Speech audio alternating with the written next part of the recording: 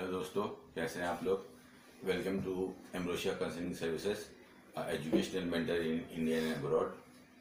Friends, आप में से बहुत से लोगों को इस समय भी सेटिस्फैक्शन नहीं मिला हुआ जब एग्ज़ाम का अब लगभग 3 ही हफ्ते बचे हैं कि आपका अच्छा स्कोर आ पा रहा है नीट में कि नहीं आ पा रहा है। बट आप काफ़ी ईगर हो एमबीबीएस करने के लिए इंडिया में या अब्रॉड में।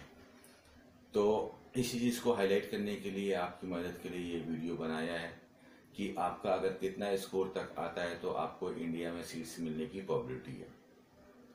फ्रेंड्स, ये तो काफ़ी क्लियर है पिछले साल के रिकॉर्ड को देखने के बाद कि 720 में अगर जिस भी बच्चे का 550 से अबव का स्कोर आता है, 550 से 600 तक या 600 प्लस पे स्कोर आता है, तो आपके पास काफ़ी अच्छी अपॉर्चुनिटी है कि आप गवर्नमेंट मेडिकल कॉलेज से अपना एमबीबीएस कर सकते हैं। चाहे आप एआईक्यू कोटा से जाएं, ऑल इंडिया कोटा से जाएं, और चाहे ये आप इससे जाओ, स्टेट कोटा से जाओ।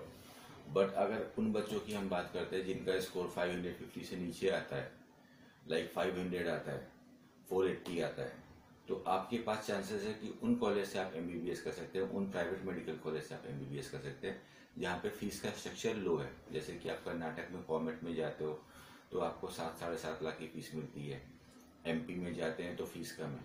तो उसके लिए जहाँ पे फीस कम होगी तो आप ये मान के चलो जिस भी कॉलेज की फीस कम होगी तो वहाँ पे number of students, number of applicants ज़्यादा से ज़्यादा होंगे। बिकॉज हर बच्चा चाहता है कि मैं अपनी कोर्स भी कंप्लीट कर लूँ और कम से कम पैसा देना पड़े।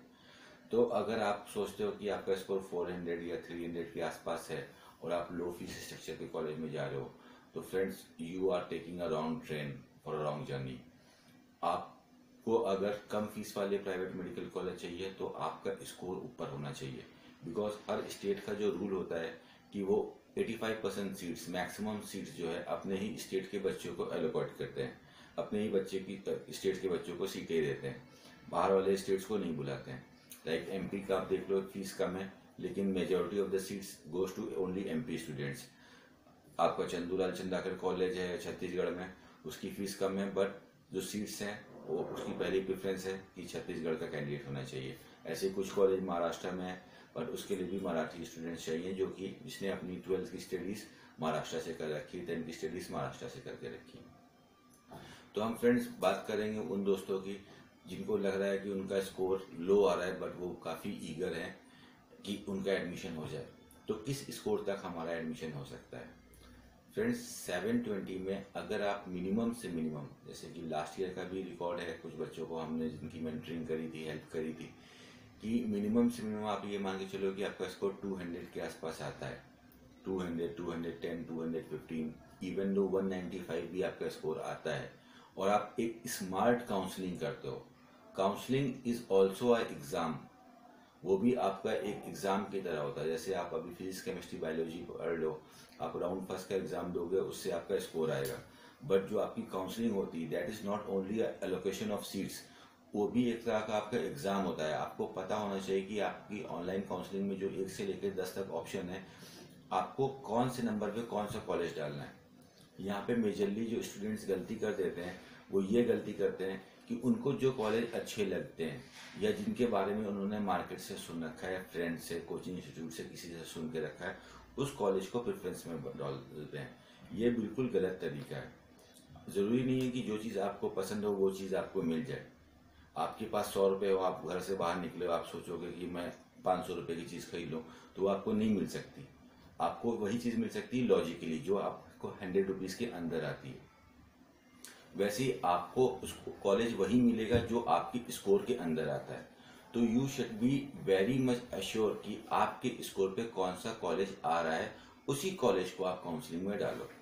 नंबर 1 पे किस कॉलेज को डालना है, नंबर 2 पे किस में डालना है, नंबर 3 पे किस में डालना है, और इसी में हम एसीएस आपकी मदद करते हैं, आपकी हेल्प करते हैं as a consultant, as a mentor, as a guidance, कि आपको काउंसलिंग में आपके स्कोर के हिसाब से पूरे इंडिया में कहाँ कहाँ पे आपका स्कोर फिट कर रहा है, कौन से कॉलेज में फिट कर रहा है, किसको कौन से प्रेफरेंस में डालें। बिकॉज काउंसलिंग जो आपकी ऑनलाइन होती है वो 3 दिन का प्रोसेस होता है। फर्स्ट डे में आपकी काउंसलिंग होगी, वहाँ पे आपको कॉलेज लॉक्स करने होंगे, 1 से 10 तक ऑप्शन होते हैं, आप अपने स्कोर के हिसाब से कॉलेज की लॉकिंग करते हो। On the very next day आपका रिजल्ट डिक्लेयर हो जाता है और अलॉटमेंट लेटर आ जाता है। जिस भी बच्चे को जो कॉलेज मिला आपके पास आ जाता है अलॉटमेंट लेटर कि you have been authorised this college for the medicine program MBBS program in the academic year 2018-19। और उसके तीसरे दिन ही आपको कॉलेज में जाके फीस जमा करनी पड़ती है। अगर थर्ड डे आपका कॉलेज में डॉक्यूमेंटेशन और फीस सबमिशन नहीं हुआ तो वो सीट थर्ड डे के लास्ट में शाम को 7-8 बजे ऑटोमेटिकली कैंसिल हो जाती है और वो सीट दूसरे बच्चे को चली जाती है। तो काफ़ी बच्चे अच्छा स्कोर लाते हैं। काफ़ी बच्चे हमारे पास लास्ट ईयर भी आए थे सितंबर में जब काउंसलिंग खत्म हो गई थी। उनके पास 300 का स्कोर था, 250 का स्कोर था, बट उनको काउंसलिंग में पता नहीं था कि काउंसलिंग कैसे करनी चाहिए, कोई गाइडेंस नहीं था। जो आपके कोचिंग इंस्टीट्यूट्स भी हैं उनकी भी रिस्पॉन्सिबिलिटी आपके बस एग्जामिनेशन पार्ट फर्स्ट तक ही रहती है, PCB से ही रिलेवेंट रहती है, बट काउंसलिंग में नहीं रहती है। तो counselling is a very important thing.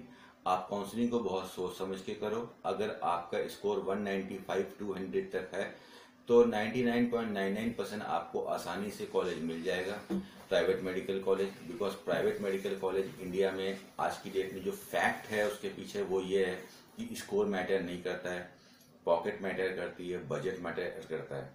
Because जब भी हम बात करते हैं प्राइवेट मेडिकल कॉलेज की तो 60 लाख, 70 लाख, 80 लाख, 90 लाख, 1 करोड़, 1 करोड़ 10 लाख तक फीस होती है 5 साल की। तो ये पैसा हर आदमी नहीं दे पाता है। एक मार्केट में एक सेगमेंट है, एक रेशियो है, कुछ स्टूडेंट्स हैं जो अफोर्ड कर सकते हैं बट मैक्सिमम लोग नहीं कर पाते हैं। जिनका अच्छा स्कोर आता भी है तो वो सिर्फ फीस की वजह से उस कॉलेज में एडमिशन नहीं ले सकते हैं। और जिन बच्चों के पास बजट की प्रॉब्लम नहीं है बट उनके पास इस चीज़ की प्रॉब्लम है कि उनको कोई मेंटरिंग करने वाला नहीं है, हेल्प करने वाला नहीं है कि आपके स्कोर पे कौन सा कॉलेज आपको मिल सकता है, तो यहाँ पे हम आपकी मदद करने के लिए हैं। So friends, all the very best for your exams. और जाते जाते आप लोग से ये बोलूँगा कि आप भी 20 दिन हैं आपके एग्ज़ाम में।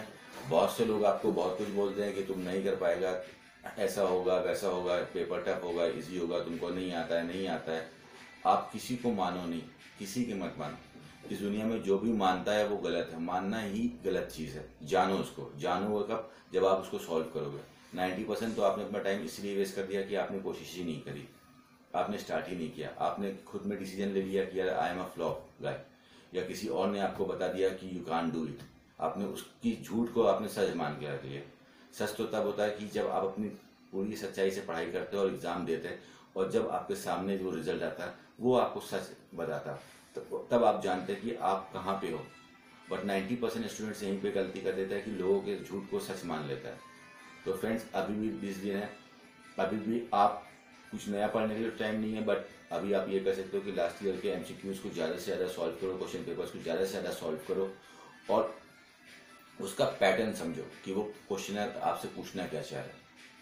और किसी भी फ्रेंड्स को कैसी भी हेल्प चाहिए इन काउंसलिंग, इंडिया में एडमिशन के लिए या बाहर किसी भी तरह की हेल्प चाहिए, गाइडेंस चाहिए, we ACS are here to help you. It is our duty and it is our responsibility to help you. Thank you very much guys.